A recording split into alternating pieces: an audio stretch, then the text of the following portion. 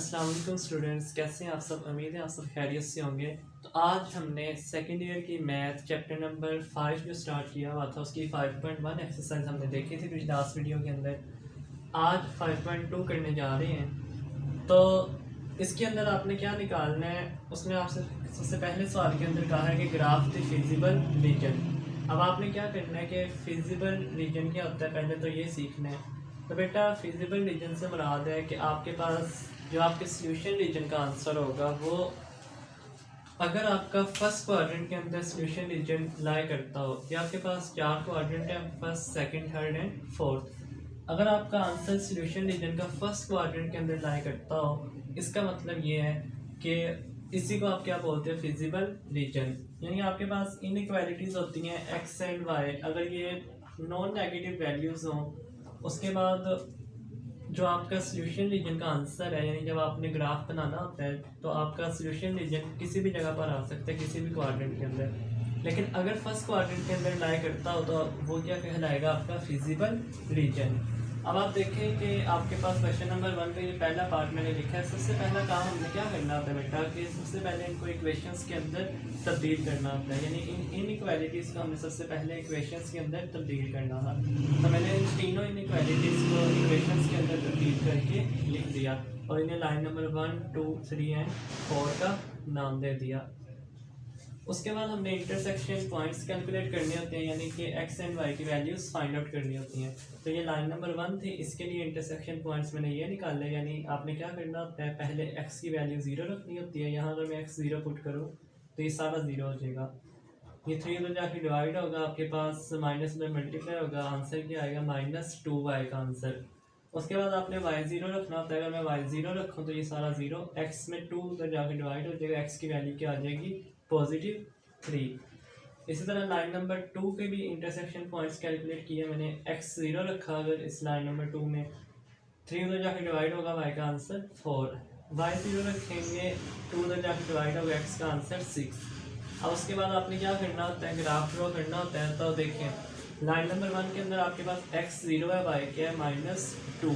तो x और y आपके पास 0 कहाँ पर होते हैं, ओरिजिन के ऊपर। तो सबसे पहले आपके पास x0 है अगर, और y की वैल्यू है -2।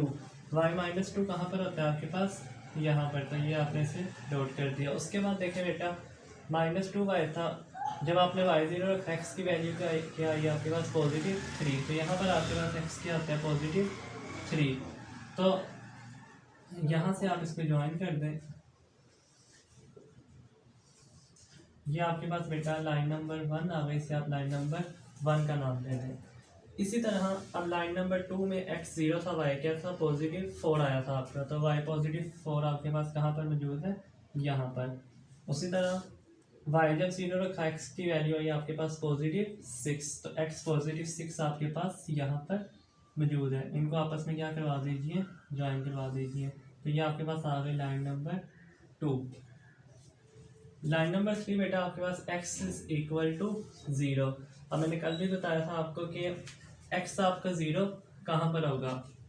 देखें ये आपके पास हॉरिजॉन्टल लाइन है, यानी x वाली लाइन है, और ये आपके पास वर्टिकल लाइन है, यानी आपके पास y वाली लाइन है। x0 का मतलब ये है कि आपके पास वर्टिकल लाइन में, यानी यहाँ पर आपके पास y वाली वैल्यूज़ होती हैं, तो इस पूरी लाइन के ऊपर आपका x क्या होगा, 0। और y0 का क्या मतलब है, हॉरिजॉन्टल लाइन, यहाँ जहाँ पर x की वैल्यूज़ मौजूद है, इस पूरी लाइन के ऊपर y क्या होगा, 0। तो x0 मतलब y के ऊपर x क्या होता है, 0। तो ये सीधी लाइन आपके पास लाइन नंबर 3 कहलाएगी। y0 कहाँ पर होगा, इस हॉरिजॉन्टल लाइन के ऊपर, यानी इस पूरी लाइन के ऊपर y0। तो इसको हम लाइन नंबर 4 लिख देते हैं। अब आपने क्या करना होता है, इसके बाद पॉइंट टेस्ट करना होता है। पॉइंट टेस्ट किस तरह से करना होता है, आपने इन इनइक्वालिटीज़ के अंदर जहाँ आपके पास x एंड y मौजूद होता है, वहाँ आपने 0 पुट कर देना होता है। तो मैंने इसको पहले लिखा 2x - 3y ≤ 6। x और y की जगह 0 पुट करो तो मेरे पास आंसर क्या आएगा, ये सारा 0 हो जाएगा, 0 ≤ 6। अब देखें 0 वाकई छोटा होता है किससे, 6 से। आपका आंसर क्या आया, ट्रू।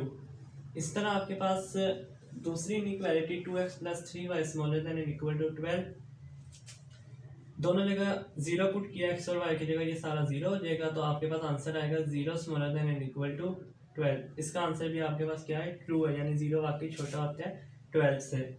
उसके बाद x greater than and equal to 0, x की जगह 0 पुट करेंगे तो आंसर आएगा 0 greater than and equal to 0, 0 equal है 0 के, ये भी आंसर ट्रू है। y greater than and equal to 0, y की जगह 0 पुट किया तो आपके पास आंसर आ गया y greater than and equal to 0, यानी ये भी आपके पास ट्रू है। अब ये भी हमने सीखा हुआ है कि अगर आंसर ट्रू आए पॉइंट टेस्ट करने के बाद तो आपने क्या करना होता है, ओरिजिन की तरफ लाइंस ड्रॉ करवानी होती है। ये आपका ओरिजिन है, तो देखेंगे आपके पास लाइन नंबर 1 थी, इसका आपके पास आंसर क्या आया, ट्रू। अब आप यहाँ देखें आपने ग्राफ के अंदर कौन सी लाइन ड्रॉ की हुई है, ये लाइन जो आपके पास है लाइन नंबर 1 है। अब इसने कहाँ पर मूव करना है, ओरिजिन की तरफ, ये आपका ओरिजिन है, यानी इसकी लाइन्स लाइन नंबर 1 की ऊपर की तरफ ड्रॉ होंगी ओरिजिन की तरफ। उसके बाद ये जो आपके पास लाइन नंबर 2 है, इसका आंसर भी आपके पास क्या है, ट्रू है। अब इसमें भी ओरिजिन की तरफ मूव करना है, ये आपके पास लाइन है, ओरिजिन की तरफ ये क्या करेगी, मूव करेगी। ये आपके पास लाइन नंबर 3 है जहाँ x क्या होता है, 0। जब x 0 आपके पास आपने क्या करना होता है, राइट साइड की जानिब लाइंस मूव करवानी होती हैं, ड्रॉ करवानी होती हैं। और ये आपके पास लाइन नंबर 4 है, यानी जहाँ आपका y क्या था, 0 था। और इस लाइन के ऊपर आपने, यानी जहाँ पर y 0 होता है, आपने लाइंस कहाँ ड्रॉ करवानी होती हैं, ऊपर की जानिब, यानी ओरिजिन से ऊपर की जानिब। वर्टिकल लाइन के ऊपर, यानी जहाँ x 0 होगा आपने राइट साइड की जानिब लाइंस ड्रॉ करवानी है। और यहाँ पर, यानी जहाँ पर आपका y 0 होगा वहाँ आपने ऊपर की जानिब लाइंस ड्रॉ करवानी है। लेकिन मैंने आपसे बार बार आपको बताया कि आपने सिर्फ और सिर्फ उतना हिस्सा शेड करना होता है जितना आपके पास, जितने भी लाइंस मौजूद हैं, 2 मौजूद हैं, 3 मौजूद हैं या 4, इसके अंदर हमारे पास 4 लाइंस मौजूद हैं। जितनी भी लाइंस मौजूद होंगी उनमें आप जब शेड कर रहे होंगे, आपने शेड सिर्फ उतना ही हिस्सा करना है जितना कॉमन आएगा चारों लाइंस के अंदर।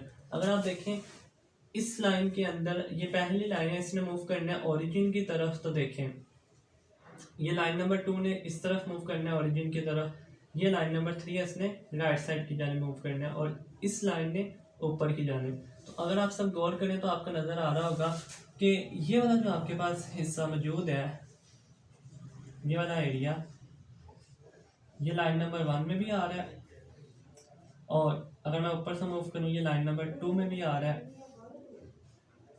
इसी तरह ये आपके पास लाइन नंबर 3 में भी आ रहा है, और ये आपके पास लाइन नंबर 4 में भी आ रहा है।